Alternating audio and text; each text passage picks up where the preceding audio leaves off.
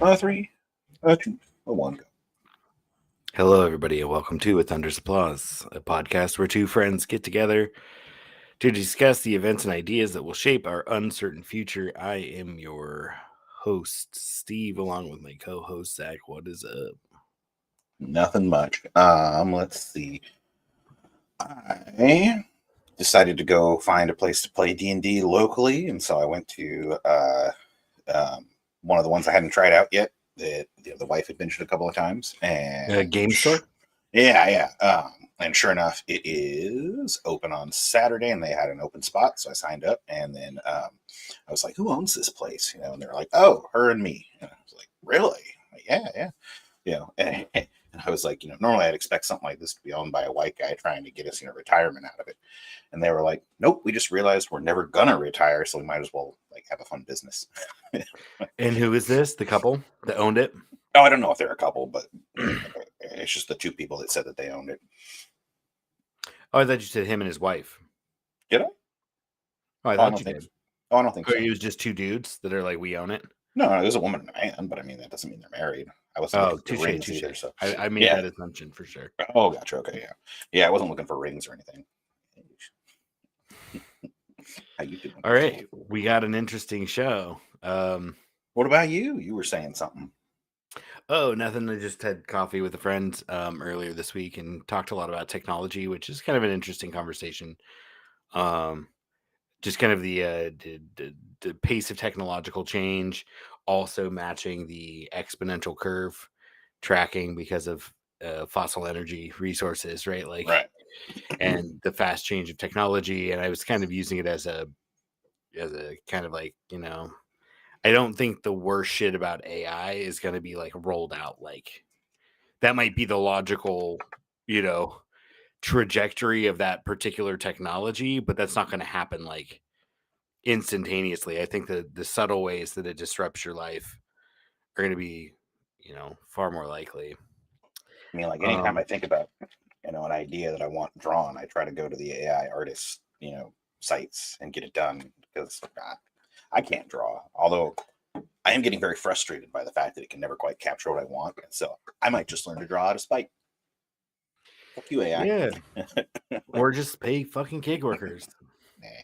Very inexpensive because they're just chilling at home being like, I could just make $40 in a couple hours just sitting on my couch watching fucking cartoons and sketching while I smoke weed. And I'm like, I want to support you watching cartoons and smoking weed. Yeah. Shit. I also don't want to pay $40 for something I might only use one Saturday. I just want to for thumbnails. No, like a picture of the character for D&D. Oh yeah, 100%. Yeah. Plus, I think if you're drawing up a D&D character, that'd be beneficial to draw it yourself. Exactly. Yeah.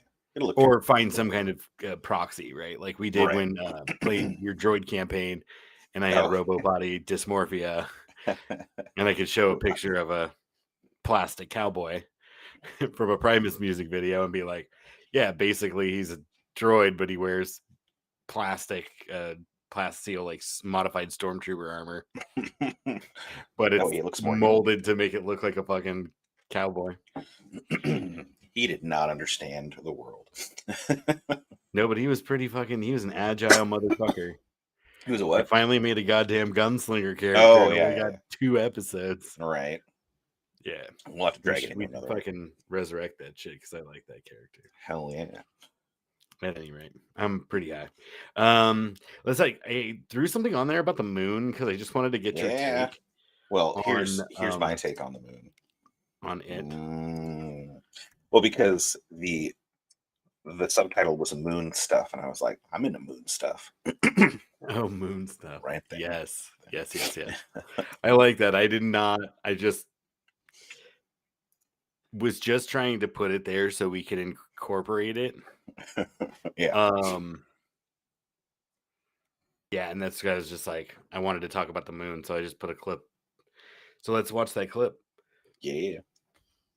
There's a new race to the moon, and here's why. Moon water. The lunar South Pole is believed to have pockets of ice, which could be used to extract oxygen, fuel, and drinking water. And experts say that's a must if you plan on staying there long term or even building a settlement there. Russia and India have been trying to get there first, but Russia's Luna 25 moon mission failed after its spacecraft spun out of control and crashed into the moon. Now, an Indian spacecraft, the Chandrayaan-3, is next up in attempting to land on the South Pole. And the reason they're competing could be because rare earth metals, which are used for cell phones and computers, have also been found on the moon. So NASA's talked about a potential lunar gold rush and the idea of moon mining. There's a new race. And that's why that's what the Mars lander's doing too, right? Oh, it's doing just a lot like of digging stuff. around looking, is there shit that we can exploit? Yeah. It's like the thing that the public, gets excited about is like, we're looking for life on Mars. And it's like, we're looking for a lot of things on Mars, guys. For real. Some of them. And just trying to tell a better story, right? Yeah.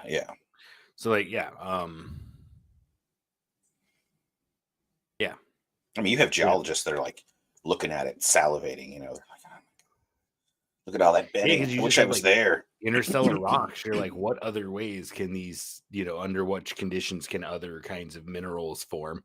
Yeah. Or like solid minerals. Yeah. Yeah. And yeah, it really is, especially with geology. It's just telling a story from one part of time to the next, and like doing your best with the data that you have. Yeah, but I mean, like scanning like valleys and lakes, you could see about how its processes work. Yeah. I don't know how active it is. It's not really, right? Not really. There's an occasional Mars quake. They put down some seismometers in order to measure it. I mean, other than that, it's mostly just like dust storms and occasional meteorite. Not a whole lot going on because it doesn't have an atmosphere to burn them up. Yeah, I mean, it has a very minimal atmosphere. If we had a mining colony on the moon too, like stellar debris would be much more problematic. Mars, I think, is actually a little bit easier than the moon in terms like landing is a little bit easier, I believe, just because it does have a very minimal atmosphere. And so you can use that and using a ablative heat shield in order to slow yourself down. There's nothing on the moon, so you're just having to do like a retro burn in order to keep from crashing. Yeah, understood. So I just thought geopolitically, I thought it was interesting. Yeah. I don't know. I think I might have mentioned it last time about, or maybe, I don't know. I've had a lot of conversations, and like I was telling you before we got on, I got some dispensary weed recently, which instead of the stuff that's been sitting basically like not properly stored, it's just like all in a big plastic tote, and I go pull a couple buds out when I need them because I fucking hate trimming. So you gotta trim and you gotta cure it. That's fucking not the way to go. Yeah, I know. I dry it first before I put it away. Okay. For sure. But I don't like trim at all. I do like a really rough trim. And I really don't give a shit. But you go get the shit from the fucking dispensary and it's like immaculate and beautiful. Yeah. Rock hard fucking a little bit of that. And you're like, whoa, I used to do that for friends, and you just get a little bit of it, at the end of the day. It's just yep. Yeah, I don't really better to do on a Saturday. Yeah, I don't grow under laboratory conditions. To me, it's kind of a fucking plant. So I treat it more horticulturally. Yeah. Than technocratically or whatever, technologically. Yeah. At any rate, we were talking about the moon. So yeah, it's just weird geopolitically. It's kind of like it almost seems like building the statues on Easter Island, like as the civilization collapses, right? I'm gonna go do something big. Well, and it's also like there's a kind of weird like nationalism was really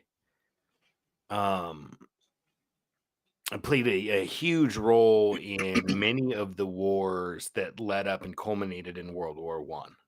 Mm-hmm. Right, like a lot of the latter the industrial wars in Europe had like nationalism was a huge component. So I do think like obviously Ukrainian nationalism we've discussed before because it's definitely fucking borderline fascism or outright fascism in some cases. Right. I'm not sure how prevalent those movements are. I think they're fairly large, but obviously not everybody believes the same thing. Yeah, I don't think you could hide it from American news or most of the country.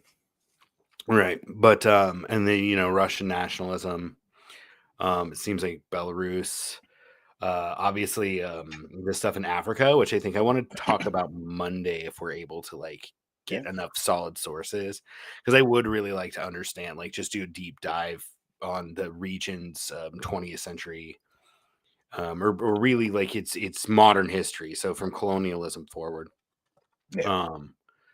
and learn more about that region, because I do think what's going on there is kind of like revolutionary and not just kind of typical states like India and Russia trying to get the masses to believe in national prominence and national power. As a strategy of social control, likely, or to kind of rally everyone around a particular massive economic change, like a change the way people live their lives. Sorry, go ahead.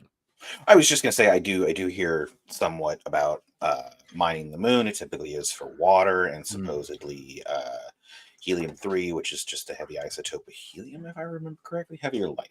Anyway, it's an isotope, and that would be used for fusion. But of course, no one's got fusion going remarkably well down here yet. So, like, it's kind of like a future investment. You know, if that was your goal, the water I could understand for fuel, because you break it down, you burn the hydrogen and the oxygen, get together.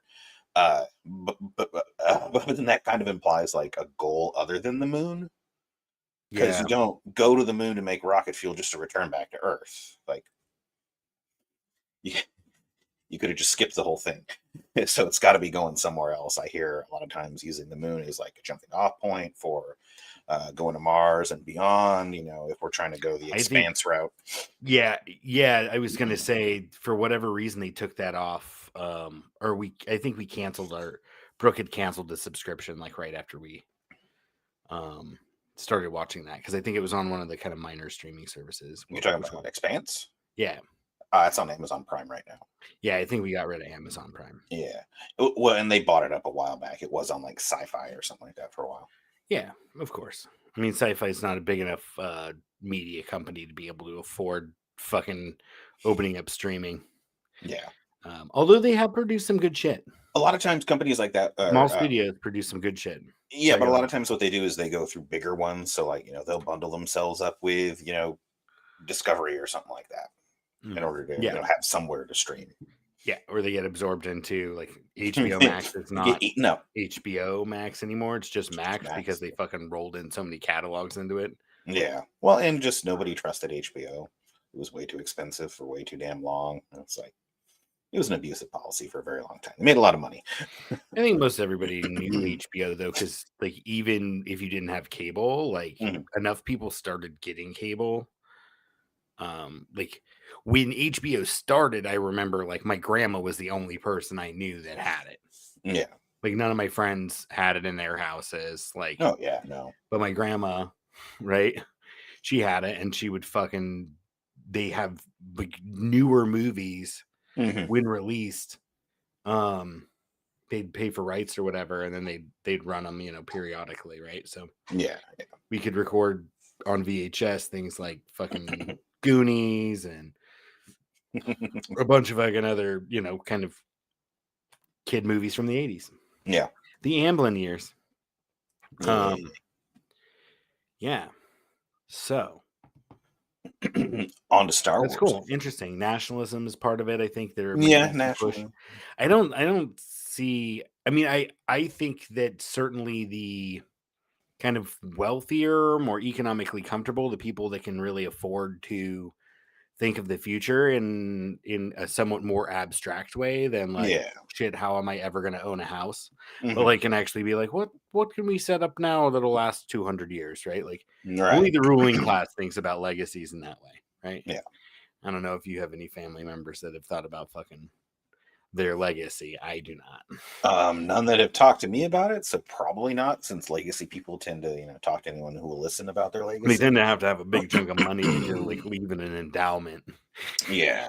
And it was, so when you're poor, most people are like, oh, my legacy is my children, which is like, okay, like most of them are fucking on their third wives and you know, or whatever else.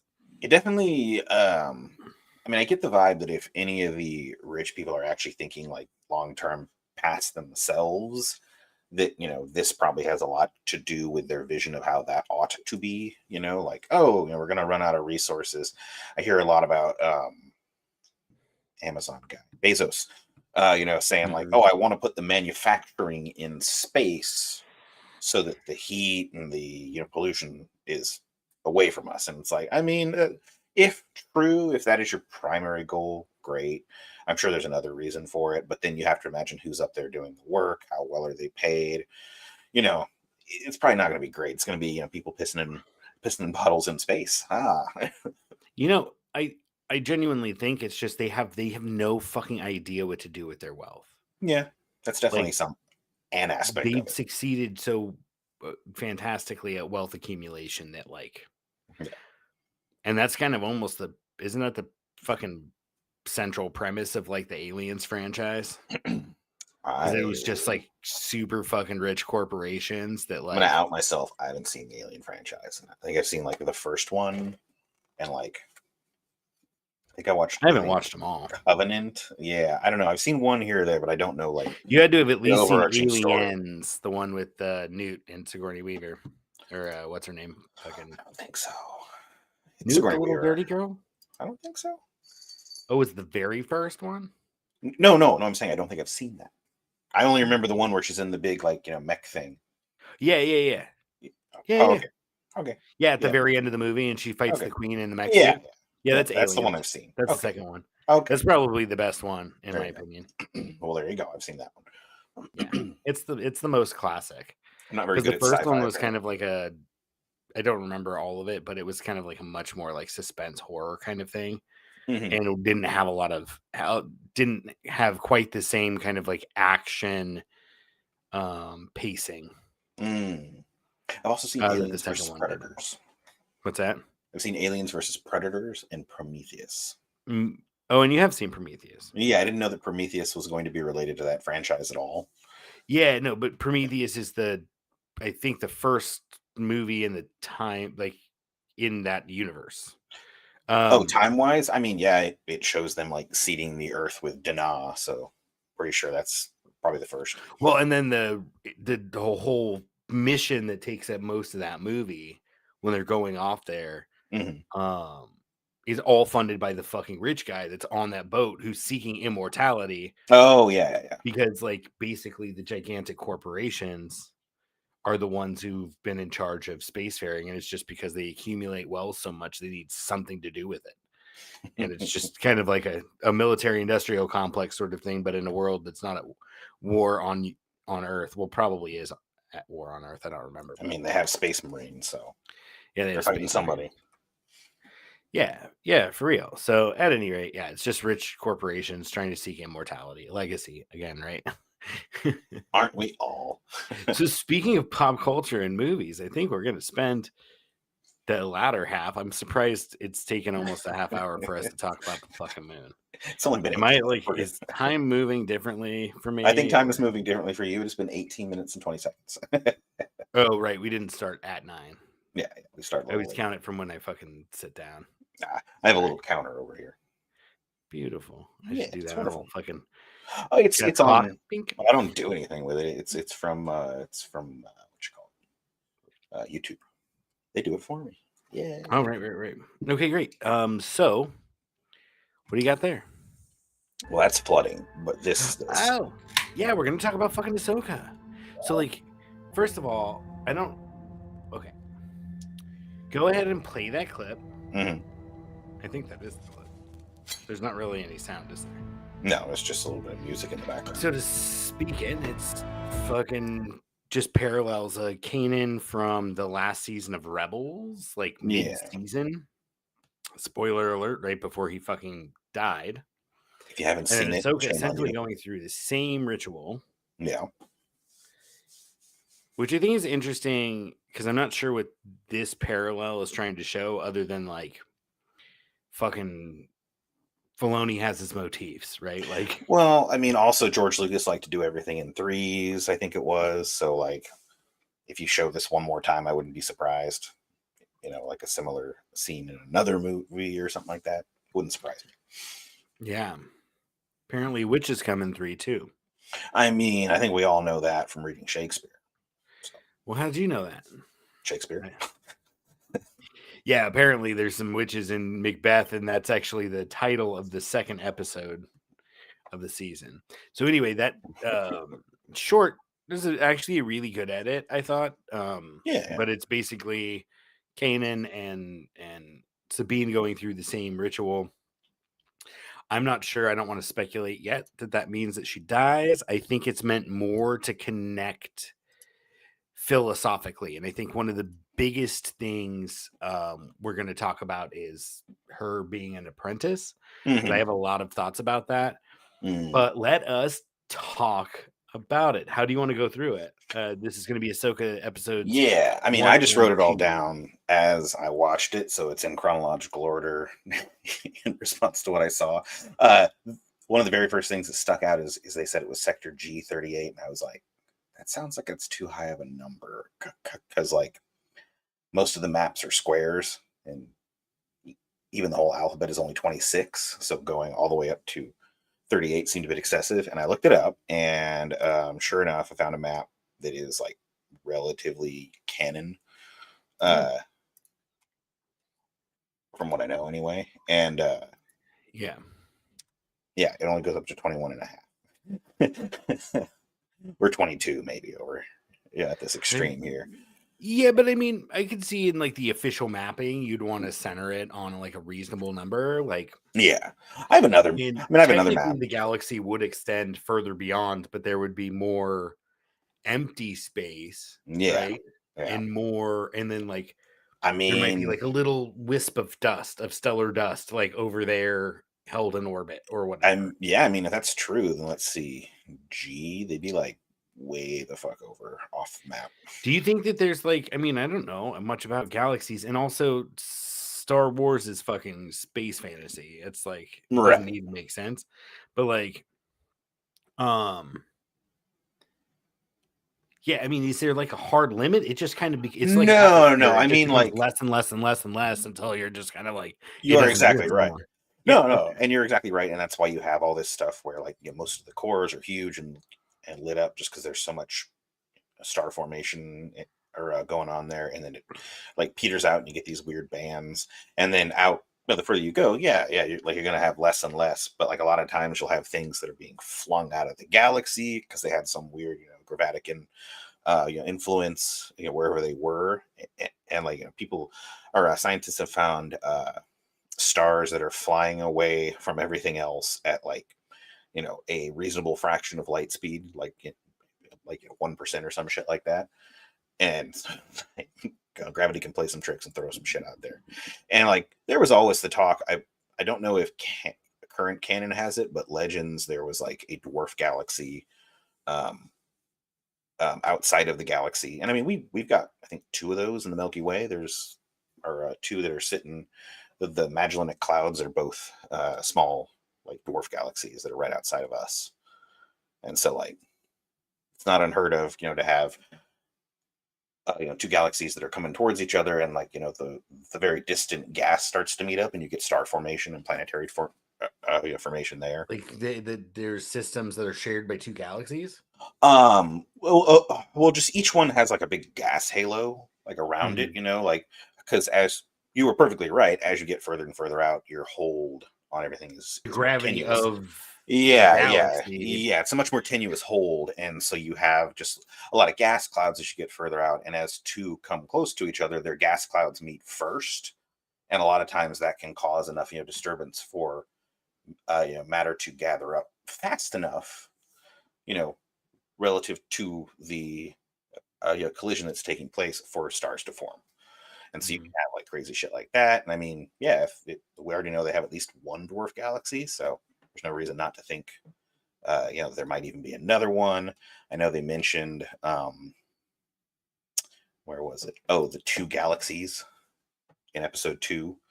That kind of threw me off. I mean, we could talk about that in a bit, I think. Yeah.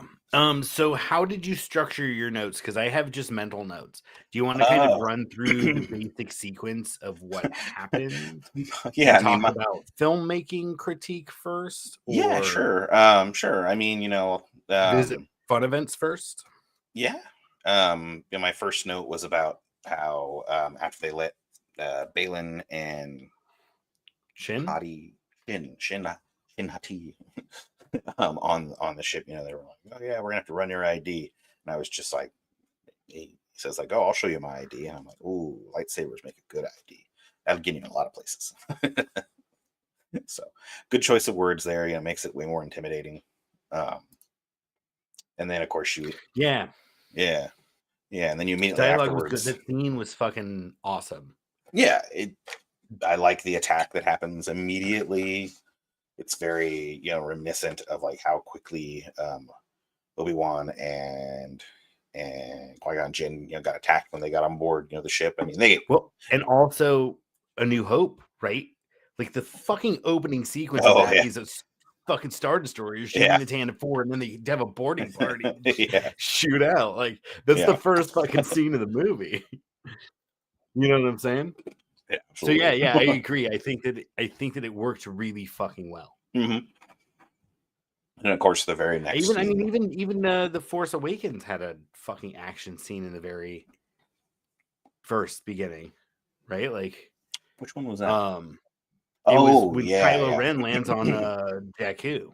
And kills Lord Santeca and takes Poe. Yeah, that's true. And it's kind of like a shootout in the village or whatever, but like, and he stops the blaster. Yeah, I think the opening sequence is the fucking was actually a brilliant sequence. As much as I fucking have issues with the sequel, that opening sequence where you're just like in a shuttle, it's like because you never see that. They're just like, oh, it's all smooth flying, and you're like, no, dude, like it would probably shake like a fucking airplane, right? Like, as you come in, like.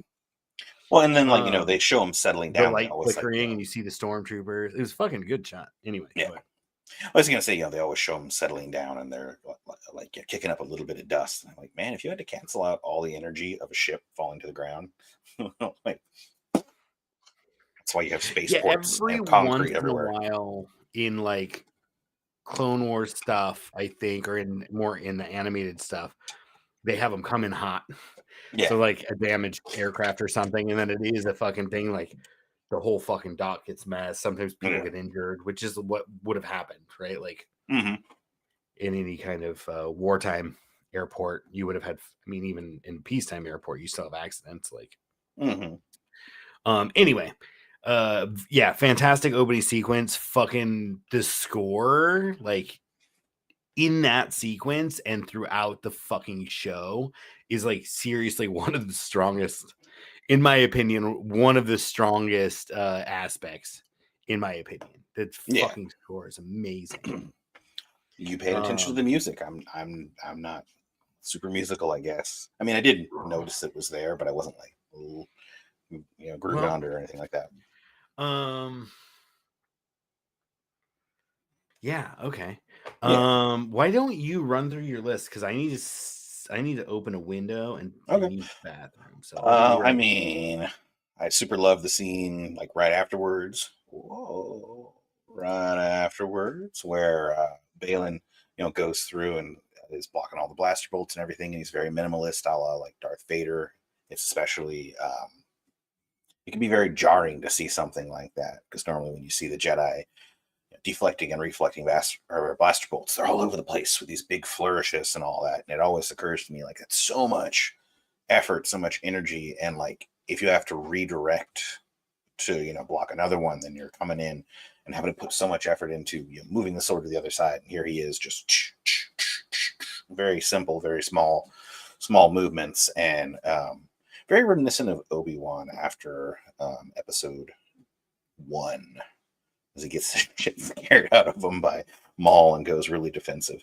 And it just kind of made me think he's just like, I'm too fucking old for this. I don't want to be doing big sweeping motions anymore. I'm done. And then of course he goes and he gets Elsbeth, and I was looking at him doing the lock, and I was trying to think, has anyone ever unlocked any locks before? And then immediately he takes off the magnet cuffs, and I'm like, well, yeah, he's the Emperor undid Luke's binders as well. So like, technically, I suppose that's a lock, but it was really cool seeing him operate. I think it's called a scomp, because at least if they're staying true to all the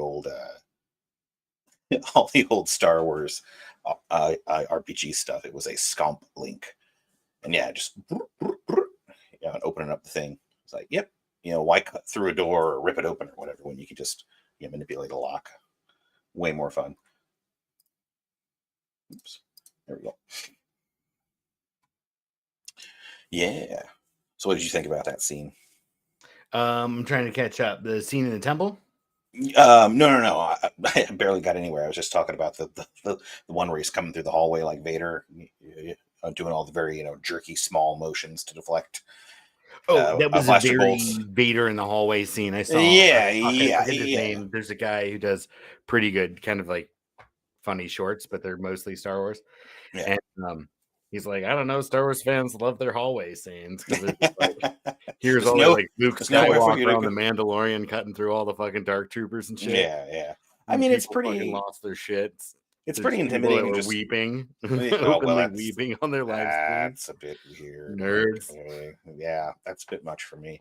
No, but I'm just like, yeah. I mean, hallways are fun just because it's extra intimidating because there's nowhere to go but back, and you're facing a guy who's just like, I got death right here and right here, all that kind of fun stuff. A lot less force powers than I thought there were going to be. What's that? A lot fewer force powers than I thought they were going to be throughout the show. I mean, I was just talking about, the lock, trick that he did where he unlocked the lock for Elspeth. But like, other than that, though, not a whole ton of, force shoves or anything like that. There were a few. Yeah. Yeah. I mean, like, I don't know. I always wanted to be like, oh, this is Ahsoka Tano in her prime, like stronger than fucking. She's only 40. I think she's only supposed to be 40 because she was like, I think it said she was like in her late 20s at the end of Rebels. And this is supposed to be pretty far after that, but I like 40. No, she would have been past her 20s during Rebels. Okay, that's it. Googling it. She, I think, was 15 when she became a Padawan, and the Clone Wars were 3 years. Oh, 47. Damn. She would have been 18 or so, 17, 18 when the Clone Wars ended. Yeah, okay. And then it was 22 years before the Galactic Civil Wars we know it, the period of Rebels, where like the Alliance was actively building. Because there was like resistance cells and shit for a while before that, but it took a while, right? No, I'm sorry, not that long. Because Luke and Leia were supposed to be like 16 or 17. At the Battle of Yavin, right? Maybe young adults. Oh, no, I thought they were already. I always got the impression they were at least 18. Okay, yeah. So about 18 years, right? Yeah. But it says she's 47, but sure, not at her physical prime, but for a Jedi, they don't age as fast, physically, and like also. But what I guess I was getting at is I expected to see a lot more of her just doing pure Force stuff. And I mean, maybe it's not satisfying for some people, like they just want to see like lightsabers go boom. But like, I want to see some eccentric Force shit. Eccentric uses of the Force, damn it. Yeah. Very important. We've had one of those before. Didn't we like write up? We will. Uses of the Force? Yeah, we did. Speaking of Force powers, I actually thought that they didn't use a lot of Force powers in the fight.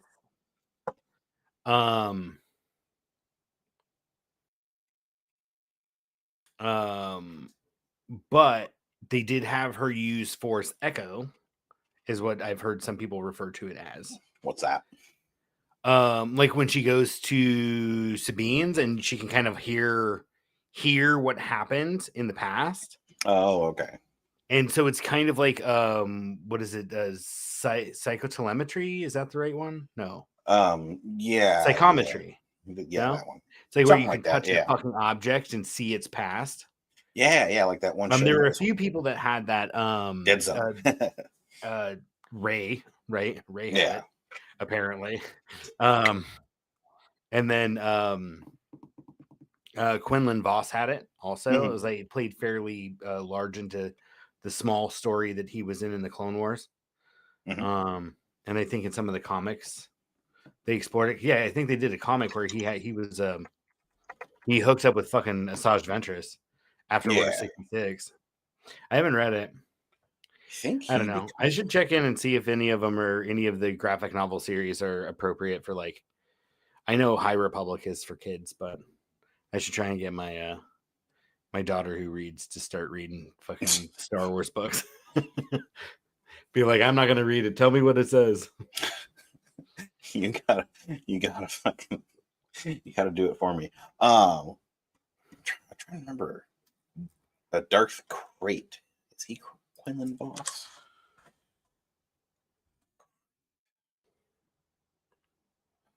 Oh no, okay, never mind. They always have everyone from Tatooine. In the Legacy comic series, they had Darth Crate, and he was a dude from Tatooine who ended. He was like a one of the Sand Raiders.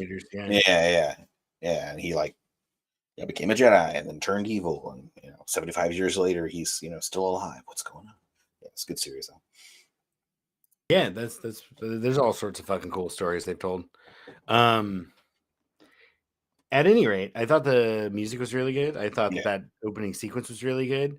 Some people complained, maybe that's a better or easier way to go through it. Some people complained that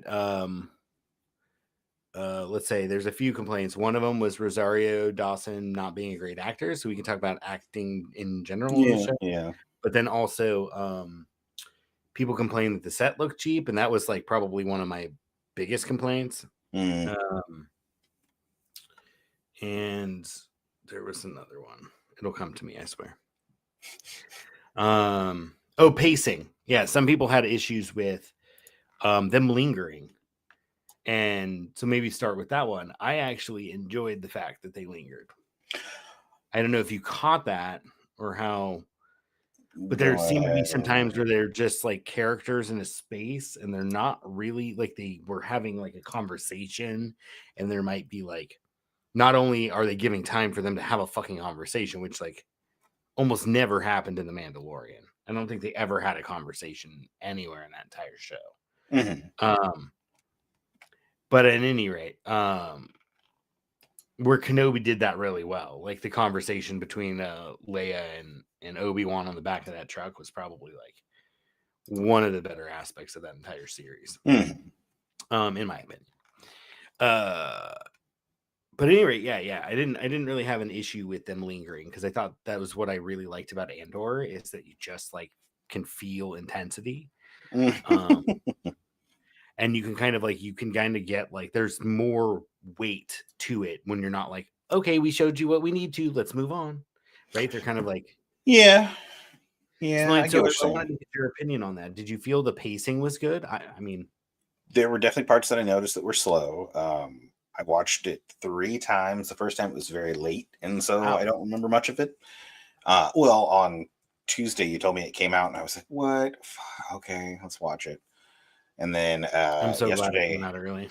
And then yesterday I watched it and was playing a video game while I was doing it, unfortunately. And then today I actually sat down and was typing up notes as I was watching it. So I mean,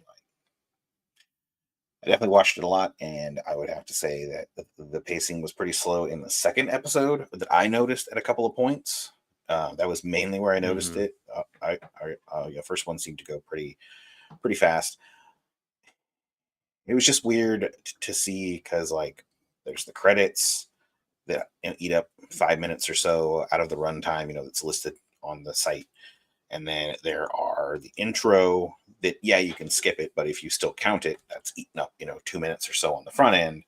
And so it ended up being like a 40-minute episode, 38-minute episode. And then you had a lot of slowdowns. And it's like, that's cool. Like the scene with her cutting off her hair and all that deserved to be there in its entirety. I will not complain about that. But there were a couple other scenes where Sabine and Ahsoka are interacting, and it just seemed like they could have sped it up a bit. I think that we should definitely talk about acting, so hold that, because I think that was one of the complaints, was Rosario is kind of a wooden actor that I heard. But real quickly, what about a scene like Sabine when they introduced her as a character, and her just like, because that was like a fucking 4-minute sequence of her riding a fucking bike, like a speeder, right? Yeah, very, very what fast. did you think about something like that compared to dialogue centered silence? Because that was also not entirely necessary, although I think it was a fantastic live action introduction to a character, especially if someone had never seen Rebels and like needed to kind of feel the essence of her as a character. I think that scene was fucking one of the better like executed sequences, like to explain a character's backstory. Yeah, right? Yeah, and just her general attitude. Because you don't really get that from Ahsoka, and she's just like, oh, I'm in a temple trying to find this map. Sorry. So what was your opinion? I liked that sequence, the speeder sequence. Yeah, I like the speeder sequence. It also could have been a little bit faster, in my opinion. They spent a lot of time like making like veiled threats and stuff like that, and it's like you're not going to shoot her, you're not going to do anything. She's not going to hit your vehicle. Why does this guy need her so bad that he's willing to like send people to like? He said find her. He didn't say like stop her or bring her to me or whatever. So it was like, why the unnecessary like pseudo hostile behavior? Yeah, it was only pseudo hostile. I mean, I think nobody. Yeah. I thought anybody was going to run into each other, and it was just like, oh well, clearly she has something planned. So it's just. Yeah, I agree, and there were a lot of kind of moments like that I didn't understand. I was fucking really not happy that they had her stabbed, like gut stabbed. Mm-hmm. Like everybody gets fucking. I mean, and I guess they cut fucking Maul in half. Plus, he fell down a shaft, and he fucking turned up. Yeah, right. But at least like Maul as a character, he's like, I hate you so fucking much that it sustains my life. My hatred sustains my life. Yeah, like until I'm in a stable condition, right? And it's still more or less driven me mad for fucking 20 years. You know who else got stabbed in the torso? Qui-Gon. He died. He died. You know who else? Han Solo, and he died. Yeah, what's going on here? She must have some special stuff going on. She's a replica droid. Who, like Reva and the Grand Inquisitor both survived getting gut stabbed. Dude, she's a replica droid. That's why she's bad at using the Force. Yeah, we need to talk about that. We don't have that much time, bro. Fuck. How are we gonna do this? I don't know. I'll have to just step aside and get another beer, and then we can keep going. My room was kind of hot though. It was warm today. It broke triple digits again, which pissed me off. Oh fuck, we did not get there. You were talking about the acting. I thought some of the choreography. I'm not an expert on swords. I don't even pretend to be a fanboy or anything like that. But a lot of times it looked like she was punching with her weapons, and I'm like, what is going on here? Mostly during the droid. Who, Ahsoka? Yeah. During the initial droid fight in the first episode, it looked like she was punching at them, and like. I get it in theory, it's a lightsaber. It's dangerous, like no matter how you hit with it. So like, yeah, if you were to, someone's head is right here and you run your lightsaber past it, yeah, it's still going to do damage. But like the whole point of the sword thing is to have space. Like you don't want to be that close. And then a lot of times I saw her like taking just what looked like wild stabs. Just like, is this bad choreography or am I just unable to appreciate what is actually good fight choreography? I don't know, but it didn't look great to me. Yeah. But at the other hand, like I thought the choreography, or at least, the scripting of we discussed the lightsaber or the boarding, Balin and Shin's boarding or whatever to free Morgan Elsbeth. Yeah. Oh Lord. We thought that was cool. I thought the fight between Shin and Sabine was also pretty well coordinated. There was one time Sabine like dropped back on like one hand to like stay upright and keep herself from falling completely prone. Yeah. And I thought there were some pretty cool moves, but again, like not the greatest, but that was also supposed to reflect that Sabine is very inexperienced and could not always struggled to learn how to use the weapon, which I actually think is fine transition to the next thing I wanted to talk about, which was this kind of big Ahsoka is the master of Sabine. But I did want to say on the acting front, I thought that Natasha Liu Bordizzo did a phenomenal job. I think that I thought it was cool that Clancy Brown, who voiced writer Azadi, got to play the governor. He's also Lars Mikkelsen is the person they cast for Thrawn, and he's the guy who voiced Thrawn in Rebels. That's awesome. That's awesome. So it's fucking cool. And my understanding, I saw a short interview clip with him, and he's like, it doesn't translate exactly the same to live action, but he's like, I'm still able to like keep the like vocal tempo and a lot of the kind of presence behind the speaking. Yeah. Which is fucking cool. Well, Clancy Brown, he's been doing this forever. He's in front of the screen. He's he's Mr. Krabs. Yeah. Did you know that? No, wasn't he? Yeah, Clancy Brown's fucking Mr. Krabs. You know who else he was? He was the fucking warden in Shawshank Redemption. Wasn't he also the guy who trained them in Starship Troopers? He like throws the knife through the one through the Busey guy's hand. You haven't seen Starship Troopers? No, I mean I've seen parts of it, but I've never like sat down from credit roll to credit roll. Go ahead, showers. From title to credit roll. Yeah. Well, anyway, I'm pretty sure he is like, he is the guy at boot camp who throws a knife through one of the trainees' hands. Because he's been acting for a long time. It's one of the Buseys. It's like Gary Busey's son. I think it gets the knife. Oh, is it really? Yeah. I see. Yeah.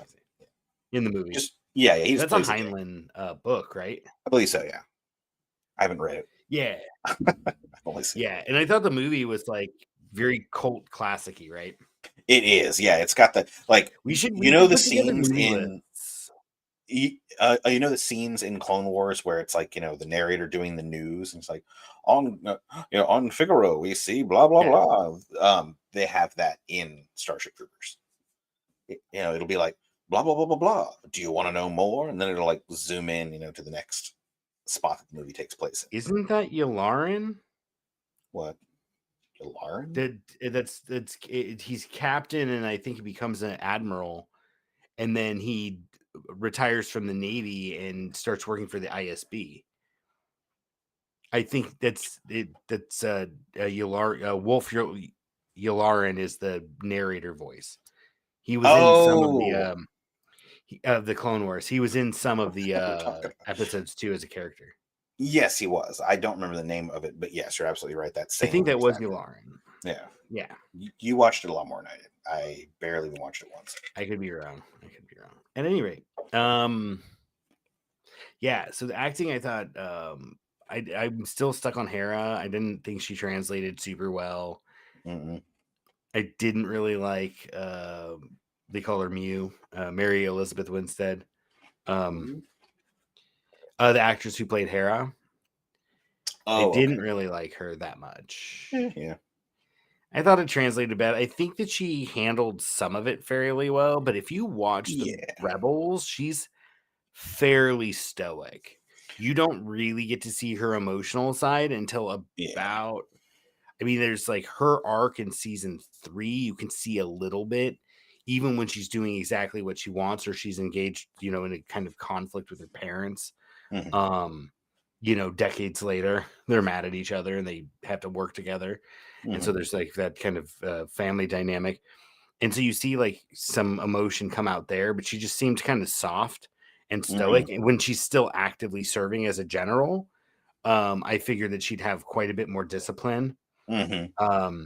I had issues with, and this is not so much acting, but I did have issues with,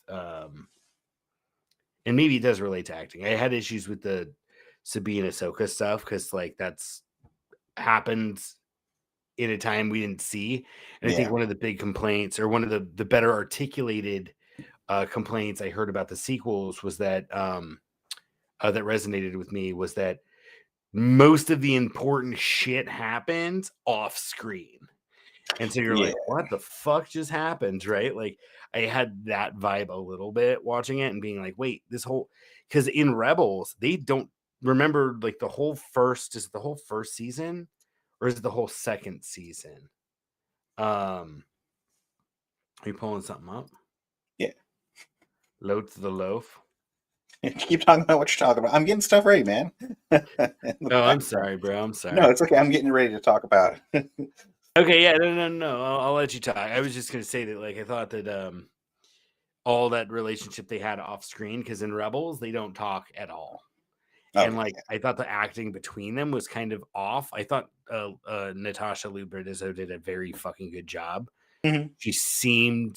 She's definitely had like a believability to, like, when she was like, oh, I fucked up and lost the map, right? Like, she acted that, and you're like, oh yeah, that's believable. Her reactions and her kind of mannerisms were believable.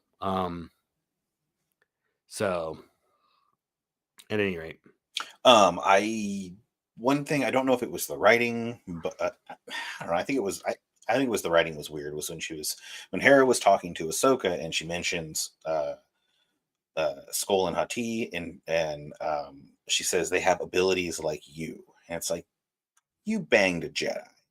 Like, yeah, we're not going to come out and say it, but you banged a Jedi. I think he talked about Force powers or Jedi powers, and you would probably, he has Jedi power. You know, they have Jedi powers like you. Small detail, but it bothered me. You know, it's just like, we were just talking earlier about us actually like drafting up eccentric uses of the Force. Yeah, there you go. I wonder what kind of eccentric uses of the Force you have. Oh my god. Let's see. Like Merovingian, like Force orgasm. Orgasm. I hate. Okay, first of all, I really like Hu Yang. If you listen to his voice, fucking standout. The music. If you listen to his voice, Natasha Liu-Bordizzo as Sabine. Those are the standouts. Sorry. Yeah. Hu Yang has two different voices. There's one that is the main voice, and there's one that is like lower and truncated. And so it's like he's damaged, because like there are people out there saying he's like possibly as old as the Jedi Order, like 25,000 years. Yeah, no, he's fucking old as shit. I thought it was several thousand, but. And so I think it's very cool that like his vocoder is, damaged, but of course it seems like he takes pride in his original parts. Yeah, and so I'm 75% original parts. Yeah, and so he'd be how many droids can actually say that? Yeah, and so he'd be like so hesitant, to like fix it if it isn't truly broken. And so I was like, that's a really cool like character trait, and like I didn't catch it till I put on these headphones. Like watching on the TV, I didn't hear it at all because it's just not set up, for bass, and that's more or less what it is he just had like an extra bit of bass that was a little off. That would make a good short, bro. What's that? No, discussing that specifically in a short, because I haven't seen anybody that's gone that deep. And talk about him as a character. I'd have to do a little more research, but I love droids. I don't know why people. I like droids too. I saw the Loth Cat, and it reminded me, I was reading about how like about 5 months ago there was a conversation. People were like, oh, Sabine kind of made out after Ezra left. He had a house, he's got a cat, he's got a bunch of stormtrooper helmets, and they're like, I wonder how much of that's going to make it into the show. And I saw the Loth Cat and like paused it, and I was like, we need like Loth Cat kibble. And so I asked AI to give me Loth Cat kibble, and it does not know what the fucking Loth Cat is. There were a couple of sites that were like, oh, that's proprietary, and we can't use that. Sorry. Oh, really? Yeah. But I got Loat the Loaf. I was just like, fucking AI, man, you got some ways to go, but you're trying. I love it. And then the Loth Cat. Speaking of the Loth Cat, yeah, my initial impression was that's going to be the Grogu of this show. Like, I think that, for sure. People will actually want to purchase and spend money on high quality Loth Cats, just like they do on fucking lightsabers. I cannot believe people have hundreds a of dollars. hobby of they're not. I mean, I've never actually spent a lot of time shopping for them, so I don't know how expensive they are. I'm under the impression that they can be quite expensive, like $80, $100, $150, $200, like for those fake lightsabers or whatever, right? There are some that have like more features or even more. I saw one that had something called tip drag, and basically, if it is pointed downward and you touch it along the floor, it has sensors that know that that's happening, and so it it makes those sounds and lighting. spark. Yeah. So it's like, yeah, okay, I see why it costs so much, at least. Yeah, and then I also found this scene. I had seen it earlier. I was like, oh, I think these off in the corner, they look like helmets to me, and I had that picture, and then this came up, and I was like, oh yeah, she kept like all of his stormtrooper helmets, Okay, including the painted one. Yeah, this gives me and that one's, I remember when they wear those that color. I think he's wearing that helmet in the first arc of season 4 when they're going to help retake Mandalore, when after she's trained with the Darksaber, and then she's going to purge the Empire or whatever, right? Like kick the Empire off of Mandalore, and that's when she hands the Darksaber over to Bo-Katan, which is what sets up all the shit in the Mandalorian with Bo-Katan and the Darksaber. At any rate, I'm glad that you did that, because I had an issue, and one of the complaints I saw is some things felt very, very cheap. And I thought that like the Corellia shipyard felt pretty good to me as far as like being Star Wars, right? Like, yeah, it was a believable setting. That was actually one of the scenes that I really liked Hera in. You know, the whole line about like, well, we could make this inspection a lot more formal, and you're like, man, see, that's calm, but or like, why can I not get access to this? Like, do you not understand I'm a general? Yeah. Like, I wish there was just a little bit better dialogue there. Like, well, you could take it up with me, but like you could take it up with this group because like the military has ceded to the civilian government. Yeah. And kind of at least attempted to paint a picture of like, we are obviously corrupt. You're going to out us as like corrupt or whatever, or greedy, they said, which felt a little forced and woke, but like, I really wish that they had like more like, like modern communicators, so she could have just been like, as he was like telling her no, just like sighed and pulled out her phone, and like, that's actually her, it just says Mon Mothma. Like, got her on speed dial, man. Yeah. But like, the military, I'm a general, I have access to that. Like, they could have painted a better picture of like, because it's just a few pieces of dialogue would have done a lot to continue to build on what they showed in the Pershing arc of Mandalorian season 3, where it's just him on Coruscant, right? And they go to the shipyard, which was similar, and all that other stuff, and you find out that there's Imperial agents basically all over the fucking place. Instead, they have these guys for the Empire and like attack them, and then they arrest them all, and it's like kind of over, of as quick as the Jack Black Lizzo episode of Mandalorian season 3, right? Like, oh, for the separatists, and it's like, oh, it's over, and it resolves itself, and it's kind of all off screen. You're like, hey, we conquered this. I think it felt kind of lame and forced, and a lot of the sets felt cheap. Like some of the wide shots on Lothal, I thought, to finish my thought, I thought the CGI, which is mostly CGI in volume, I think, for the Corellia shipyards, like going through warehouses where like work is being done and stuff, felt kind of cool. That scene was cool, and then also that image you had on the screen earlier of Ezra's apartment or whatever, right? Where Sabine had been living, which rent free. She lives rent free in Ezra's mind. Yeah, exactly. How many times? No, I'm just kidding. Yeah, I thought that apartment, there was like one scene when she's doing the map, right? And she just like kind of walks around and like fucking opens something and shakes something. She's just kind of like eating while she like fucks around in her own space. That felt really fucking natural and very, very Star Wars. That was like fucking Luke sitting down to like have dinner and drink some fucking blue milk with fucking Owen Beru. Like, that was something I also noticed when they were on the ship with Huyang talking. It was Sabine and Ahsoka talking to each other, and Ahsoka leaves and Sabine looks at the drawings that had been done on the bunk and then turns around and Ahsoka has come back and she's got a beverage in her hand. And I'm just like, see, now that, exactly that. Like, these are things that people do. And you have to remember that it's space, but people still want coffee. Like they're going to be eating and snacking, and drinking and all that. So to me, that was really good attention to detail. Another point where I also noticed what I thought was good attention to detail is in the thing when she's spinning those pillars. If you notice, all of them are at an angle. And so when she spins them, they're not flat anymore. And they like retreat into the ground for fucking reasons. I don't know why they would have to do that. But they stop short of going all the way in the ground. And I'm like, did one of the people working on the set just realize, oh, they're not flat anyway, we can't make them flat, like let's just have them not go all the way down. I don't know, it was really weird. Maybe. I don't know, that scene had kind of like, again, the volume, just the sets felt fucking small. Yeah.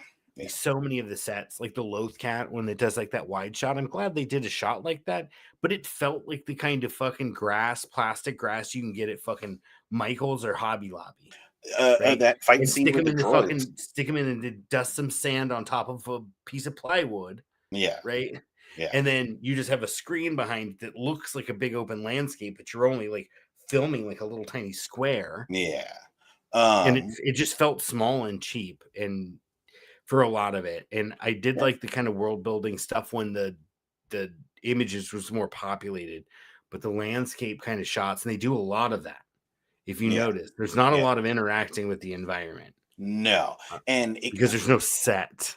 When she's fighting the droids, like she cuts the hole in, goes in, jumps out of that hole, and then when it shows a wider shot with all 5 of the droids, and it shows her like backing up towards the hole literally looks like it's fucking chalk art, like a 2D thing made to look 3D, like there's no depth of shadow or anything like that at all. And so it's just like, oh man, that looks real bad. And then also I wanted to say longest self-destruct mechanism ever. I recorded it, and assuming it's continuous from the moment that they say it and it starts boop, beeping to the moment it explodes, it is 24 seconds. That is unacceptable. These droids need to learn how to suicide bomb better and faster. Yeah, that's another thing I kind of had issues with. Some people had mentioned like, oh, Ahsoka's not as limber. And I was like, well, like stunts are really expensive because you have to like get special harnesses. Like if you wanted to have some crazy flip, that's not just harnesses and shit, but it's more money for a fucking stunt double or several. Yeah. And say a bunch of money for safety equipment and a bunch of more money for fucking insurance. Well, also, I'm like, they're not going to do like crazy high end stunts, I don't think. But I do agree that they could have done just some editing magic to make her like, why did she not force fucking like? We know that you can enhance your senses and your physical ability with a force. We saw Obi-Wan and Qui-Gon do it when they went and disappeared off screen real quick. And no one ever did it again. No one ever did it again. Yeah. But why not like show Ahsoka being like, and like getting ahead so you didn't need 24 seconds of shot? Or is it one of those things where it's like a fucking porno? So like, it's that's actually like a 3-minute shot. If you can catch like some elements of it where you're like, oh, that's like the same fucking moment in time captured 3 different angles. You know what I mean? And they just edit it together to make it look like it lasted 7 or 8 minutes, but it was really only 3. Well, it also remind similar to that. I was watching a thing about the making of the film Desperado, because it was done very, very cheaply, and he was like, "Oh yeah," so I just had Antonio Banderas like climb up the side, and I just recorded the whole thing. We didn't do any cuts, and I just chopped out everything where he didn't do well, and so I made it look like he made progress all the way up, and never fucked up, like movie magic. But yeah, I agree. Oh man, so much shit in these 2 episodes. Rotating parts on ships. I'd like to talk about that for a second. Why do we have all these rotating parts on ships? The ship that Yang please pilot, rant about that, but rant about it in Mos Eisley Cantina, please. I think that's you, right? I'm gonna go get a fucking beer. No, I just call it Zach. Rotating parts on ships. Okay, so first of all, in space, two metals that are butted up to each other do a thing called vacuum weld, and they will weld into place. And so, moving parts on any ship in space, unless Star Wars has figured it out, which they may have, they've got all kinds of cool alloys. Maybe they don't, space weld, or sorry, vacuum weld. But assuming that they do, extra moving parts, still a bad idea. Like, it's going to be a lot more maintenance. That was something that got talked about a lot in the books with the B wings. Is they have the central or a cockpit and everything else rotated around it, and it's like that's all well and good, but there's like gyros and motors and all this other stuff, and so they actually said how the engineers who had to take care of the ships hated them. What's going on? One moment.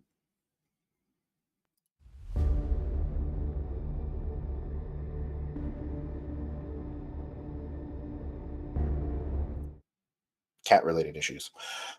Where was I? Oh yeah, and so it's just so much more maintenance, and in this instance it didn't even serve a purpose as far as I could tell. Like, it looked like its range of motion was to rotate down when getting into space and approaching hyperspace, and then to rotate back when getting in atmosphere. So this was like the aero drag setting, and this was the in space we need this for some reason. And I thought about it, and I'm like, the only reason I could ever think to reconfigure an entire ship for hyperspace is if you have like a heat problem, maybe, because dissipating heat in space can be difficult. And so, like, maybe they did it so there was more surface area to radiate the heat from the hyperdrive away. I don't know. It's just so hard. And I get that it's just Star Wars and stuff, but there are so many nerds out there that will tell you this shit for free. Like, absolutely tell you this shit for free. And Star Wars needs to, like, do their fucking research.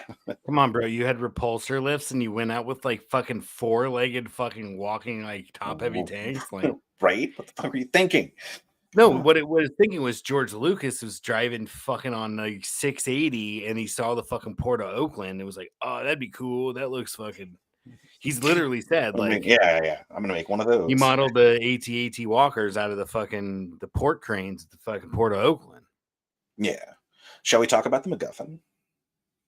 The fucking map. The MacGuffin. Man, we're like, oh, this is gonna be. They're gonna like retcon people. Like, honestly, we're like, oh, Dave Filoni's got a big movie coming up. They're gonna retcon the sequels, yay! And then they basically are like, all right, here you have this shit going down, and there's a map. Serious evil guys cutting through people at the beginning of the fucking episode. You're not sure why. Oh, they're after a map. Yeah. Wait. It's another map to another person. This map was sealed in a temple thousands of years ago, and it still knows where he is. Damn it! These people from thousands of years ago are very, very. Do you know how you could have fucking fixed that? A myriad of ways, but I'd like to hear yours first. Yeah. So, like, again, I think I've said this about other shows, like The Bad Batch. Might have even criticized a couple places in Andor, but mostly, other stuff. It's dialogue. Mm-hmm. Because, like, dialogue is really efficient. It's hard to do, clearly. Dave Filoni's not great at it. Yeah. Like, it's hard. It's difficult to do. Tony Gilroy did it brilliantly, I think, in so many ways. God, there's every time I think about that show, there's another connection that I didn't fucking make thematically, where like they're hitting on some super heavy shit, like super subtly. I was thinking about the flashback with Clem cleaning the fucking parts and shit like that, and how fucking natural that flowed, and like the philosophy that was embodied in it, and then also like the gritty world that Star Wars is and shit. Like, it was just fucking perfect. Anyway, they didn't have that here. They had dry dialogue, but a lot of people had pointed out that when Elsbeth is a Dathomiri witch. I think overall the plot set, some of the acting is very good. Score, fucking phenomenal. Yeah. One of the highlights of the show is the fucking plot. Yeah. Yeah. Like, I am fucking intrigued. Like, I'm less giving a shit about like and I hope that the acting that they start to feel more natural together. Yeah. In the same space, which if they did, it would give more gravity to them not being comfortable in the same space, because ultimately what we have seen in the first two episodes is them kind of at each other's throat. and you don't know exactly why. Maybe they'll explore it. I don't think they probably will, because I don't think that Dave's that good of a writer. But they could explore how they got there. Yeah. Sorry, go ahead. Oh, well, I was going to say, you have Ahsoka lying by omission when she gives the map to Sabine, because she says, I think I know how to find Ezra. And she has all but said that she's after Thrawn to everyone else. And then when it comes time to getting Sabine's help, Hera says, part do of you the think truth. You could find Ezra? Yeah, gives her part of the truth and then sets her to task. And so it's like, that's not a great way to start this over again. Like just using her, and like tugging at her emotions. Like, not yeah, but cool. I mean, maybe we discover that Ahsoka, like, because Ahsoka took it really hard. Remember, she like fucking passed out when she found out the fucking Anakin was Vader. Yeah. Because it was that intense, right? Like, so she had mentioned to Din Djarin that she didn't want to fucking train Grogu. It's kind of fucking weird, because she knew about Luke Skywalker. Yeah. Like, she was part of the fucking rebellion. She's just too old for kids, man. Oh, no, she didn't. I mean, I'm sure she knew who Luke Skywalker was, but she wasn't. She was part of the rebellion, but he didn't come in until basically the fucking Battle of Yavin. Talk about a Mary Sue. This dude had no idea that he was even fucking Force sensitive. And like fucking 3 days later, he became a hero of the fucking rebellion. Yeah, blowing up a Death Star. Yeah, and he's a fucking hero of the fucking goddamn galaxy, and people speak his name. Broom Boy is playing fucking Luke Skywalker in the stables, right? Like in the Last Jedi. Yeah. So he becomes a legend like in 3 days, and yet everybody's like, "Raise a Mary Sue." Yeah. Which, I mean, she was. Yeah. At least that sequence took place, or that that trilogy of movies took place over several years instead of, becoming a hero in 3 days or whatever it was. I like that Sabine was punching droids. She like punches one in the head. Just like, what the fuck is that supposed to do? The choreography and stuff with the fighting, that whole scene sequence, her fighting the droids and then her fighting Shen, I thought was really well done.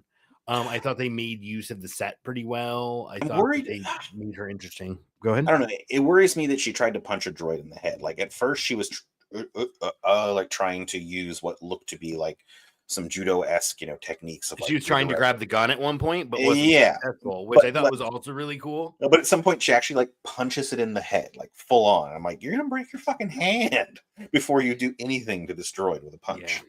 Like human hands are very fragile. So I mean, like, So, I did like that droid there was just like going inside, grab the MacGuffin, and then shot everything up. He's like, fuck this shit. Yeah, smash it all. Yeah. Just to fuck her up. Fuck your property. Yeah, I mean, if it was for the reason that she said later, it's like, do you have a copy? No, they fucking destroyed all my shit. Yeah, like, they do. Yeah. They're like, no, we don't want you to have this information. We're going to make sure that we take the fucking original and make sure you don't have any backups. A line that really got me was when they get the droid's head back and they're examining it, and Sabine says, oh yeah, these droids are incredibly you're resilient, and then explains why. Oh, look, you can chop a leg or an arm off, and they just keep coming. And I'm like, I just picture a Magna Guard in my head. Like, am I a fucking joke to you? Obi-Wan cut off my head, and I kept coming. Like, this droid's a bitch. Right, 100%. So yeah, the MacGuffin, the map. I didn't like that. So again, a little bit of dialogue that could have solved it is if when she did her Dathomiri magic, she said she did Dathomiri magic. Because you notice there was a green flame there. They didn't say that. And that's the problem, is that like a casual fan, you could actually inform the casual fan about some kind of aspect of lore with good dialogue. Yeah. Like, oh, this is an ancient star. Like, they could ask, like, how would this map be found in an ancient temple and lead exactly to where he is? Well, we know that the Purgil took them. This is where all of our scientific or our technological elements said that they would have been, right? Because you would have known some kind of trajectory and this, that, and the other thing. You would have kind of generally known. Okay. And like for the last many years, we have put together this story, which is there's this old legend, which Balin at that point said was just like fucking bedtime stories, basically, for Jedi. Yeah. But they're really kind of almost exploring like early hyperspace travel in this show, which in, I think, EU or possibly in canon, I think it's mostly Legends stuff that like, or maybe not, but basically like the Purgil inspired spacefaring, and that the first Force sensitives that like came together and would eventually some of them would eventually go on to found the Jedi Order. Yeah. Like their first purpose was fucking stellar navigation. Because they had that connection. It could like, they were basically like savants that could like do the calculations in their head before there were navicomputers. Yeah. And so there's, in this again, inspired by these naturally occurring creatures like the Purgil or other. What does that look? What's that? So what does that look like to you? What, the Purgil? Yeah, no, that's what my point was. Is that they showed that galaxy. They showed. So my guess is that they didn't say in dialogue, but it's basically like, so this isn't a map to Thrawn. This is, we went back through tens of thousands of years of history in this galaxy and pieced together all of these stories of where the Purgil migrate. Oh, they came from the Dathmiri witches, came from another galaxy and they rode on Purgil before they rode on Rancors. Yeah. Right. And so then you have this connection that your galaxy has elements from another galaxy that seeded 20, 30, 50, 100,000, 200,000, whatever, years ago. And so that's what I think. I think that it actually connects to a deeper kind of lore that's almost treated as like fantasy or like religion. You're like, oh, it's not actually real. It's just a story, but it's part of someone's cosmology or part of an ancient or forgotten cosmology. And I think that that's where it ties together. And that's what the Purgil are for. Is that they're like, oh, we don't actually know that Thrawn's there. We just know that's where the fucking Purgil go. So here's an interesting thing is, as soon as they said the two galaxies, I immediately started thinking of like aliens that are supposed to be from outside, and there's the Vong, but I don't think they'll do them because people didn't even like them in the books. The Gree have questionable origins, and then the Rakata. And I honed in on that one because of something that Balin said. He was saying when Shin was asking, like, why are we doing all this? And, it's like, power. Well, he said, yeah, all these people are going to get this, and we're going to get, what was the quote? Power such as you've never dreamed. And what do the Rakata have? They have the Star Forge, which is power unlike what you've ever dreamed. And a lot of people are like, you can get a fleet for the Emperor in Return of the Sith if you have a Star Forge. And so, like, maybe they're heading towards, revealing the Star Forge. Speaking of Shin, I 100% agree. I think that's what they're doing. People are like, are they going to do the Grisk like from the fucking Thrawn novels? Right. Using Vong? They're like, I don't think I heard anybody recently say that when they floated that people hated them, but they already decided when they wrote the canon Thrawn novels that they were going with a different extragalactic threat. Yeah. Okay. And that's fine. Like, I mean, the Yuuzhan Vong were basically the fucking Borg, right? Yeah, they were organic Borg who were sadomasochists. That's about it.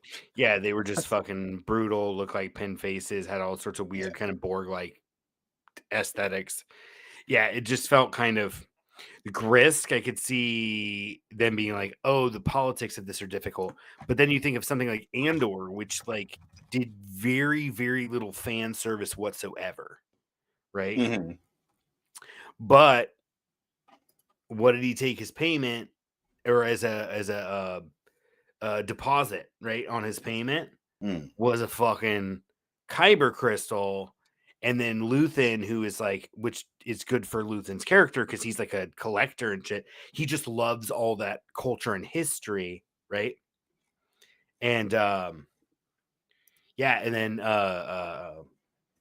he gives them and he tells the story of the Rakatan Infinite Empire and how basically they conquered the galaxy and the whole reason that they have like I think the whole reason that the Star Wars galaxy has space travel is because the Rakata came and conquered them. Yeah. And then eventually like the Rakatan Empire like collapsed like all empires do, right? And then they were left with some of the like remnant technologies. Is that accurate? Yeah, they were able to reverse engineer hyperdrives that had previously been powered by the Force and power them with more conventional Fuels. Yeah. That's one of the many Radonium. stories. That's one of the many stories, though, because like there's the Gree, there was the Kalumi, who were like, like babies with giant heads, more or less, and they were like one of the original, inhabitants of the galaxy. But they were so disgusted by everyone else, they just stayed home rather than conquering everyone. Yeah. So I mean, lots of different sources. Yeah, no, I definitely think they're going somewhere big.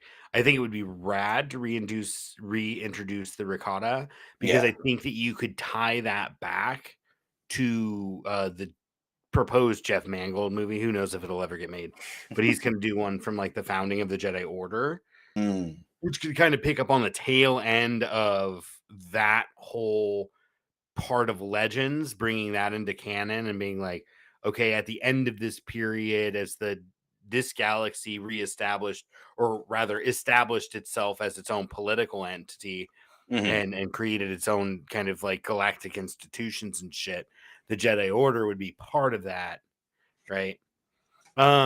Speaking of Jedi Order, we're short on time, so because I wanted to wrap here in about an hour and a half, because I do have some shit to do, and I'm just fucking hot. It was hot today, and the room is hot, and it's nice outside. I just need to open the house up, and like because the kids are here, I didn't want to open windows, and also they're doing construction on the road. They're like resurfacing it and putting like a new full coat.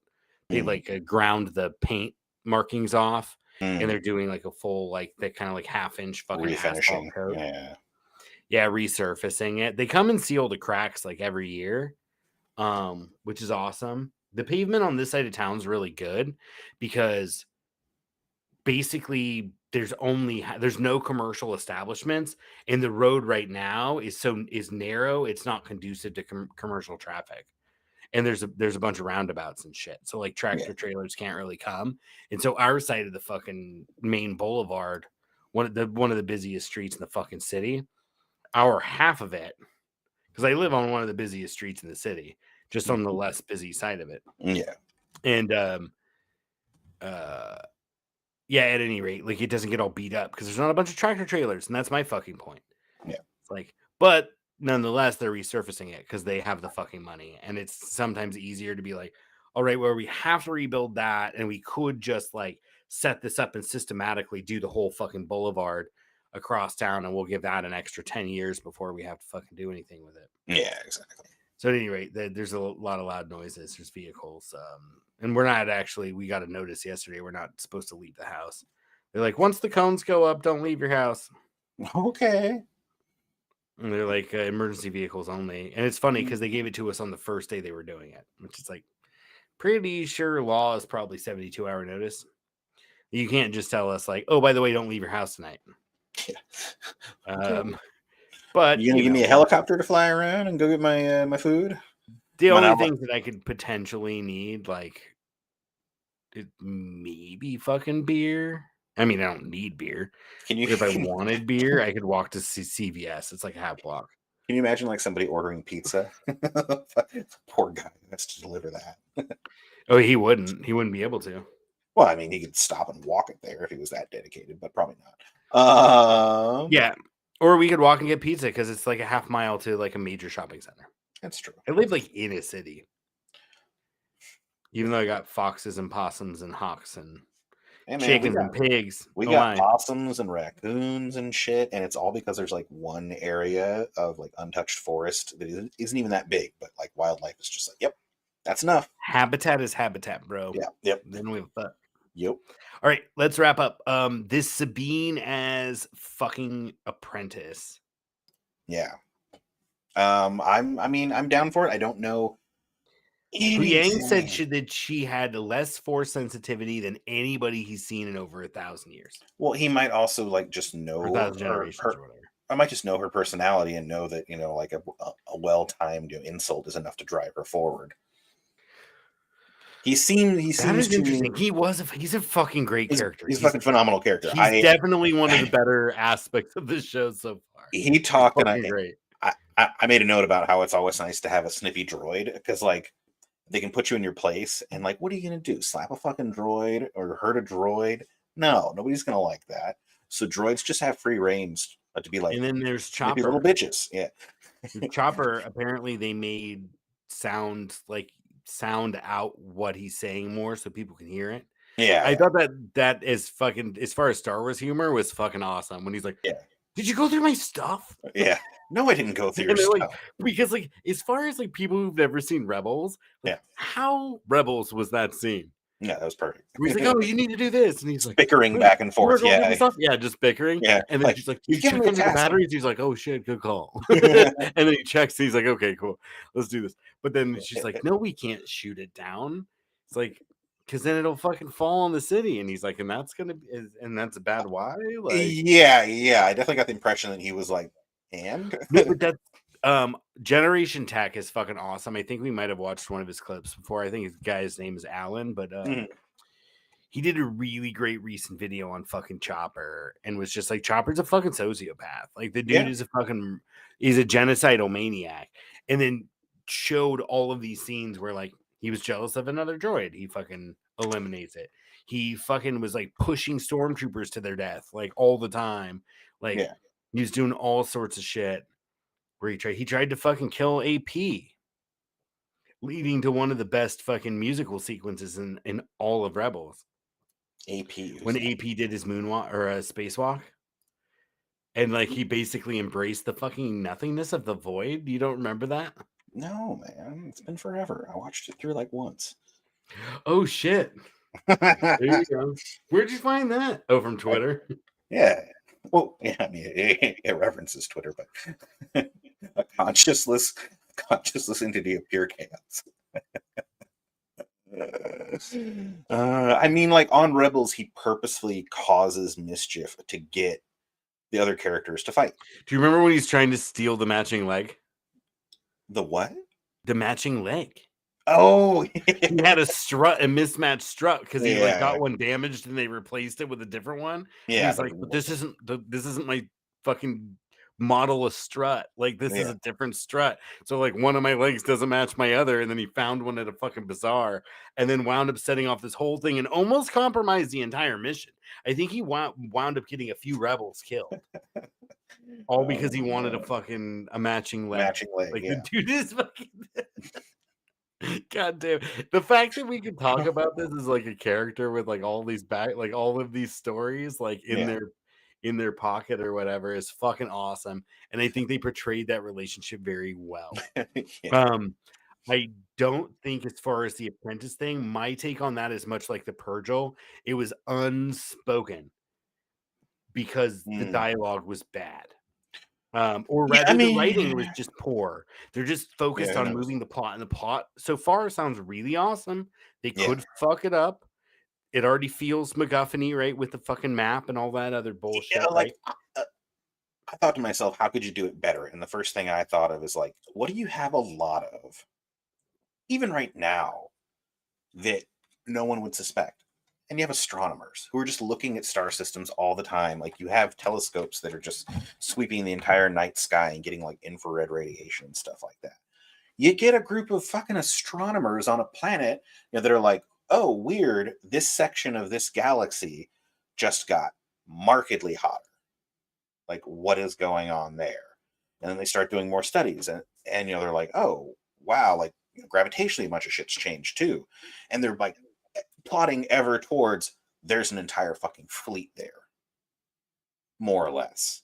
And then that's when you have Skull and Hottie come in and kill all of them, and they barely get the message out. I'm sure it's been done before, but I think that's better than having a device that you have to like that somehow predicted all of it. I just don't like that part. Yeah, that's why I think that the map, if you're talking about the map, is more like they just needed some dialogue to establish that like people had been monitoring the Purrgil for fucking, tens of thousands of years. Yeah. Because like their history dated back to that, and it's largely a forgotten history. Mm-hmm. It's easy to fucking forget shit that happened in your own fucking region, and people in the city of Chico can't remember shit from fucking 15 years ago. Yeah. 20 years ago. Yeah. If you don't keep talking about it, it never happened. And like, right. People don't fucking read up on that shit. And the people that do are nerds. Like I could see there being like a very like Ahsoka was on that planet trying to find Elsbeth. They'd never explain that Ahsoka knew Elsbeth, like had a connection to that lore and that magic as a knight, as a survivor. So Balin is a survivor, Ahsoka is a survivor, and Morgan Elsbeth is a survivor. Right? I mean, is she a survivor if she was never a Jedi? Elsbeth?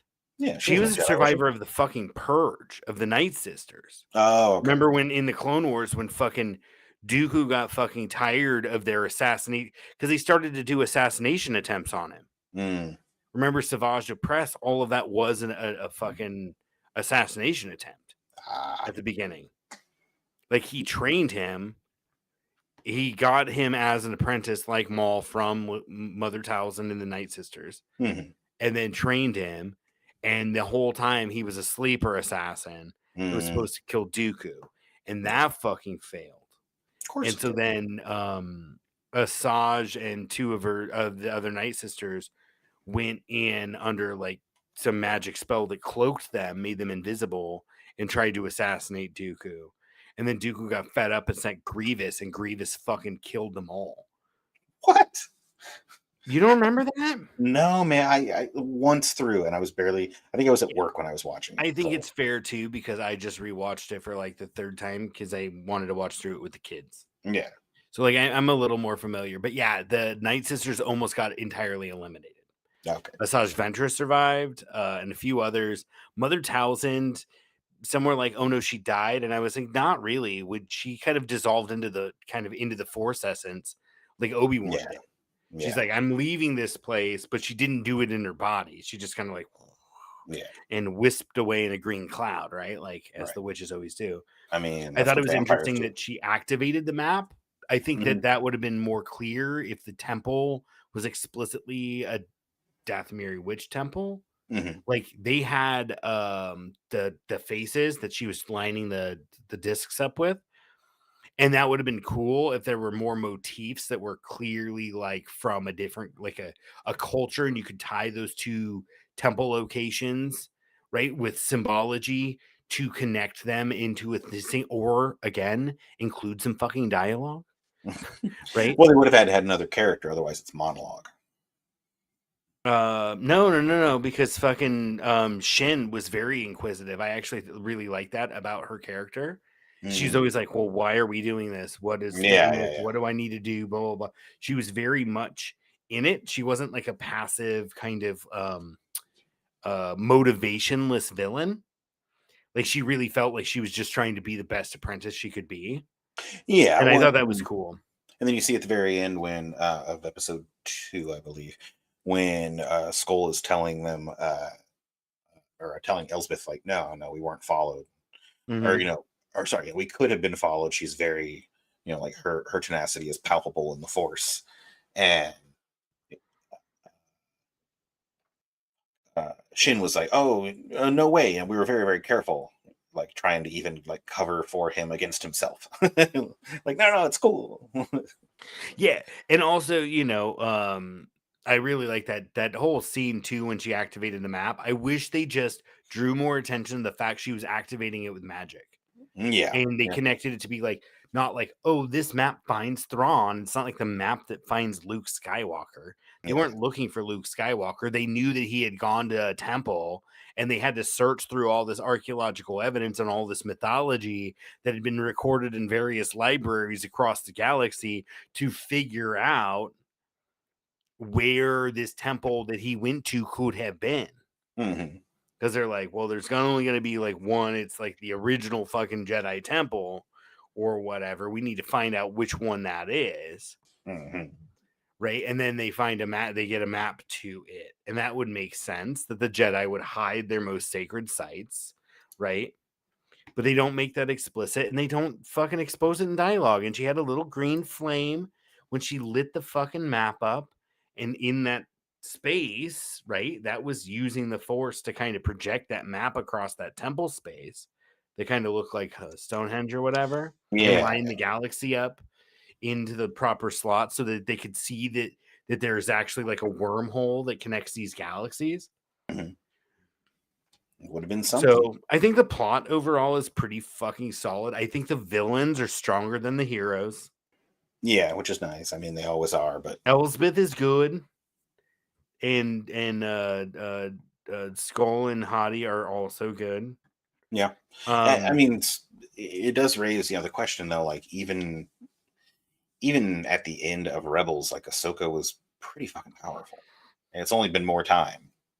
Like, yeah. After she got rescued, if I remember correctly, she stayed in the world between worlds.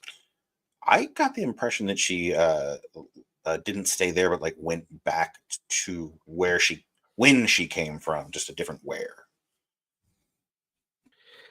I don't actually know. I thought she stayed in the world between worlds to study, which is why I thought it was really weird that like she at some point between then, because I think what the original trilogy is like 3 years.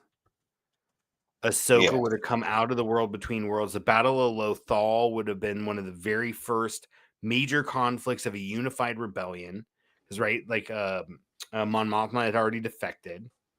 So this is going to be like late Andor season 2 time period. Okay. And just a handful of years before the Battle of Yavin, and then it was just a few years later that they destroyed the second Death Star at the Battle of Endor. And then this would have only been another 5 or 6 years later. Like, when did they have the opportunity to be like master and apprentice and really give it a good go and fuck it up? Yeah. With all the other shit that's going on. The fact that Ahsoka didn't even show up for the rest of the fucking Galactic Civil War. Yeah. Right? Well, and then like Ahsoka got like almost her entire training done. So she would have gotten input from several Jedi Masters. And she had a ton of interactions with masters. Yeah, but what I'm getting at is like she should have been fit to train someone. And so unless she just had her doubts, but I mean, again, she didn't really consider herself a Jedi either. So like, so thank you very much for drawing me back to that point, because I wanted to close on that point. Okay. Is that I think that as far as Ahsoka training Sabine, I don't think Sabine is Force sensitive. I think they established that whatever connection she has to the Force is so fucking weak that they would not normally consider it a connection to the Force. Because every being is connected, according to Yoda. Every being is connected to the Force, and to Qui-Gon, right? Every being is connected to the Force. It is a life force. Some people can manipulate that life force and make you do things. And they're supposed to be servants of that life force, right? I think that if Ahsoka was training her, it wasn't because she was Force sensitive. I think it would be because there are so few Jedi left that Ahsoka wanted to carry because like especially like lightsaber forms. Like she had the dark saber and she had all the basic Jedi. Like remember when they're like Ezra's like, this is your fucking guard position. This is your other position. Like she learned the techniques that they use to use that particular type of weapon. And then Kanan gave her a lot of the mental preparation, a lot of the philosophy, and a lot of the like, feel the blade. It feels heavy. It feels like it grabs the other saber. Like there's all this kind of like emotional connectedness to the weapon. And now look at a weapon from a more civilized age or whatever. And I think that if anything, like Ahsoka would have been training her to further Ahsoka's training, right?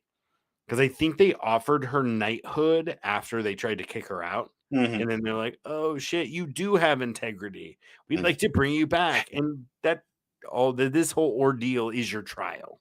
Like you were a Jedi Knight, right? Like, yeah, right. And she's like, nah, fuck y'all.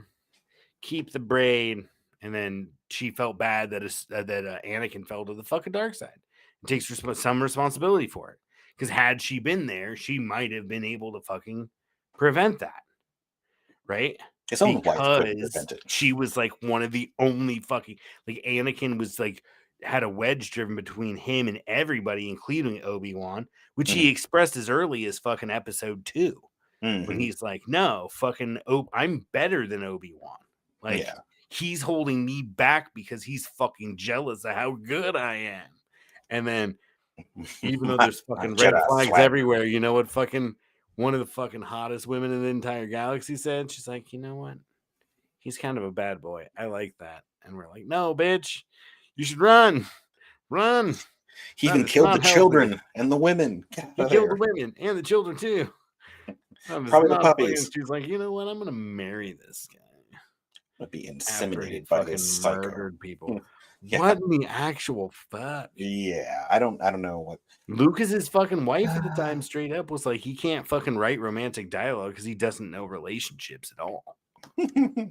I think that's what his wife at the time said, and she had major inputs on the script on for Empire Strikes Back with the whole Han Solo Princess Leia love thing. Oh, she's like, honey, how do you do love? I don't understand it. Don't I know? Yeah, and it's just so true because then George Lucas, when his ex-wife was out of the picture because they had divorced by then, and he wrote the prequel trilogy, he's like, yeah, that's normal, right? Like, he's just like, I think about you all the time. It makes me really hot. And she's like, this makes me uncomfortable. And he's like, let me lean closer. You're like, well, now there's some fucking major rapey vibes. And then he's like, and I murdered everybody and I don't like democracy. And she's like, I want to marry you. You're like, oh, fuck. Turns out she anyway, hates democracy. We're way over time. She hates liberty and wants to see it die. Oh, that's right. Well, we'll do that in just a second. I want to recap real quick.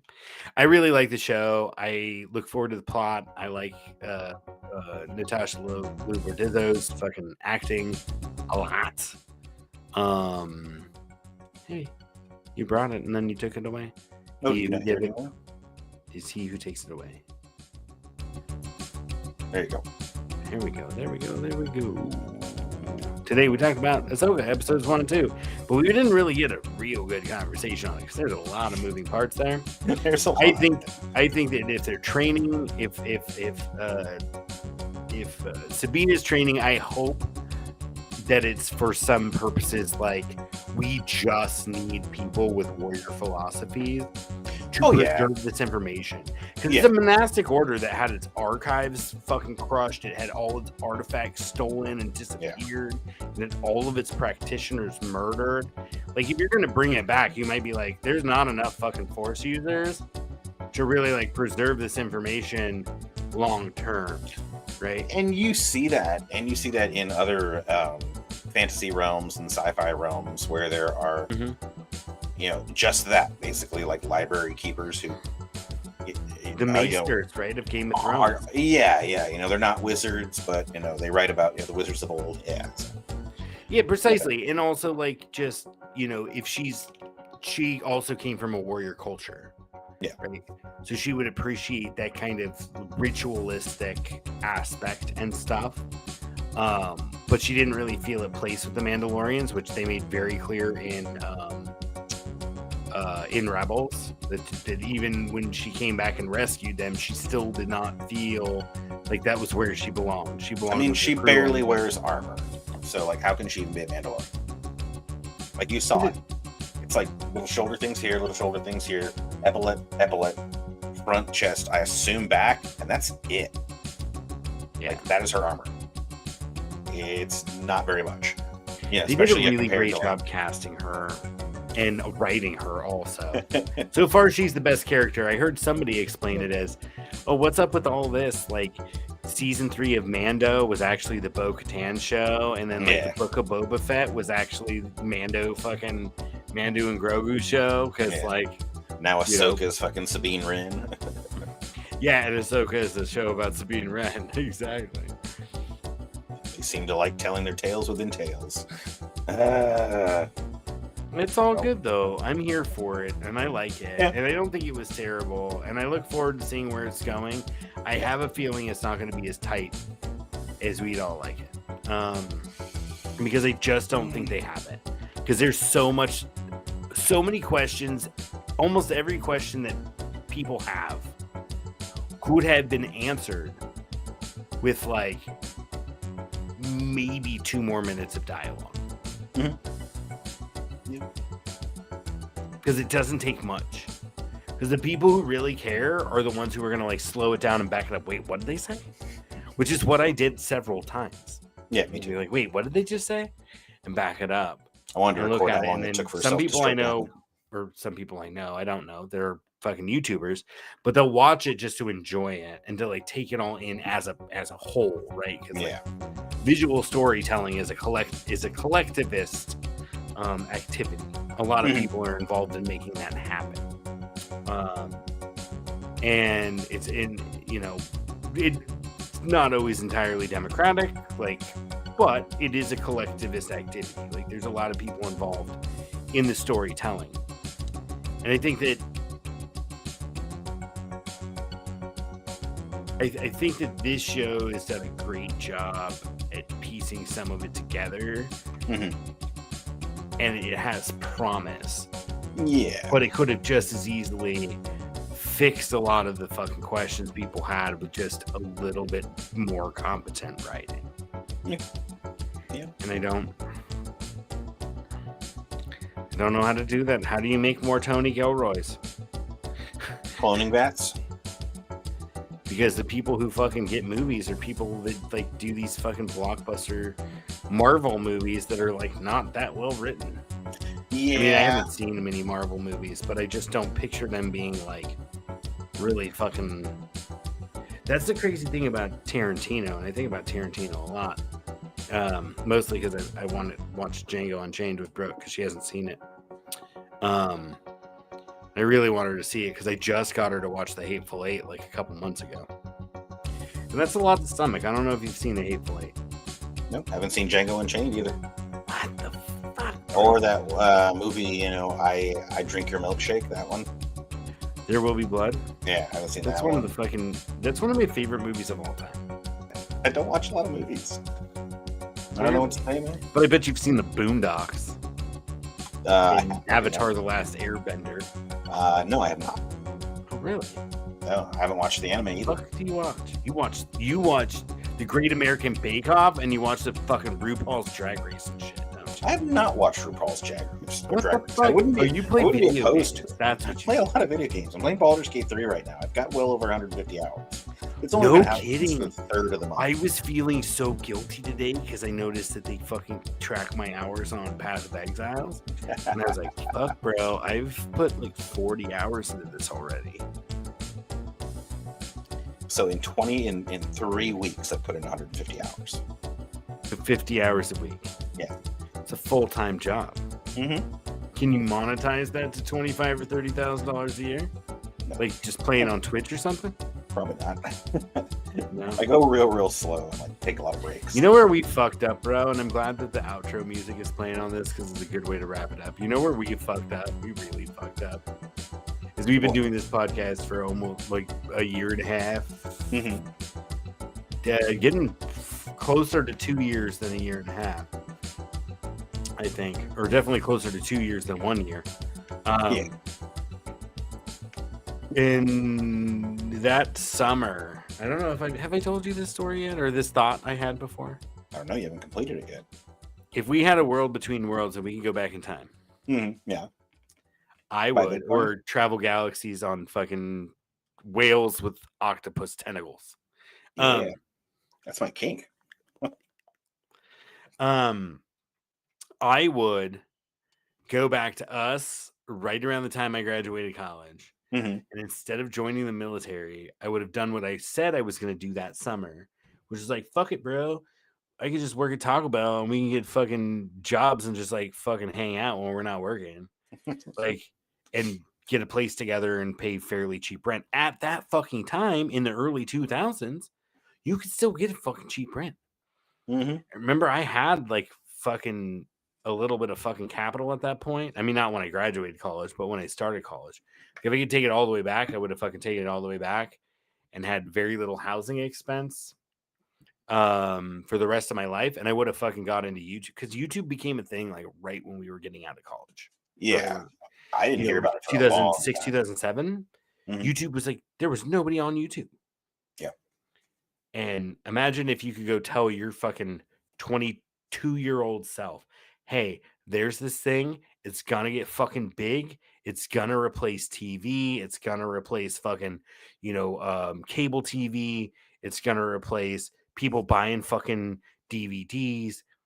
It's this thing. You can do it for free. They'll sell the ads for you and you make money. And then you just fucking could have done whatever the fuck we wanted. The biggest fucking role-playing game channels on YouTube, that could have been us. The biggest fucking Star Wars YouTubers, that could have been us. Dude, I could have. I think I would go back. That could have been us. I think I would go back and tell myself to mine Bitcoin and sell at the highs. Wouldn't have to work. Wouldn't have to do YouTube. Yeah, I mean, if you can get people to buy your Bitcoin, just be wealthy. Yeah, but I would have basically set myself up because it would have been great. Because like that was the time to get into it when we're like, we could totally afford an apartment if we just like get an apartment with a couple of us. Yeah. And we could just fucking smoke weed and go to the bars and chase fucking women and do everything we did when we were in our fucking mid-20s. When life was so much simpler. We made our first public video March 2nd of 2022.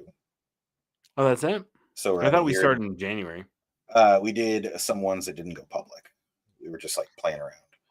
Oh. Did like 2 hours of stuff. So our one on John Deere was in March? Yeah. Our first one was John Deere. That was March 2nd. That's great. Yeah.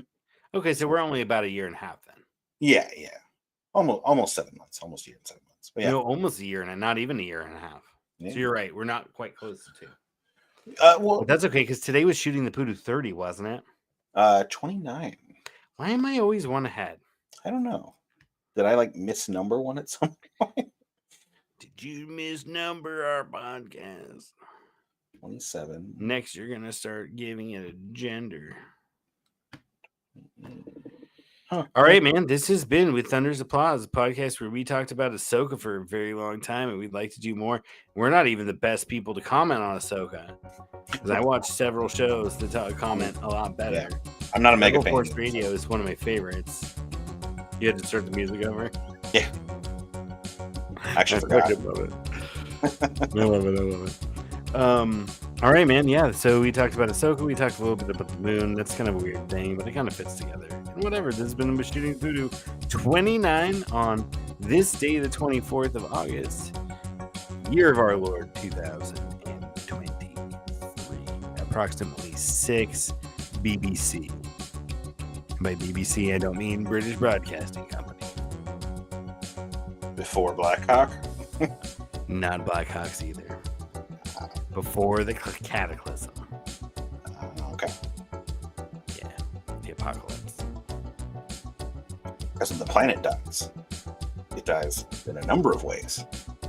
But mostly it just becomes uninhabitable for us. It dies with abject confusion. Was the asteroid that killed him? The giant earthquakes? The volcanoes? Or all three? The climate change that we didn't even fucking talk about at all today. It's okay, man. We don't have to talk about it every time. No. I mean, not climate change. The fucking first Republican debate was yesterday, and they asked how many people on the stage believed in the fucking myth of fucking man-made climate change and no one raised their fucking hand. So you have like 8 or 10 people or whatever it was who were like, no, climate change is bullshit. Or I can't make money if it isn't.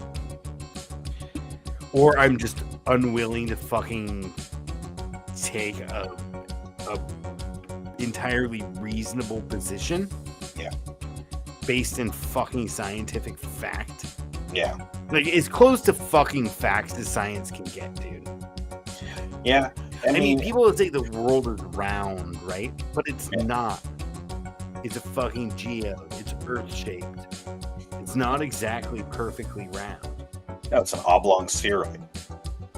Thank you. You're welcome. Planet Earth is a fucking oblong spheroid. And Pluto's a fucking planet. Most people will say, oh, you're an idiot if you think the Earth is fucking flat. It's round. You're like, it ain't even round, bitch. It's fucking long fucking spheroid or whatever. And the point being is that... little bulgy in the middle. It bulges in the middle, which makes sense by centrifugal force. Mm-hmm. It's trying to pull itself apart while gravity holds it together. You know what else does that? A fucking star. You know what else does that? A fucking galaxy. You know what else does that? A galaxy far, far away. And this has been with Thunder's Applause podcast, where we like to talk about bullshit. And we like to remind you that the liberty dies. It dies. With Thunder's Applause. The roughest outro ever. Baby, redeem us with some Baby Yoda.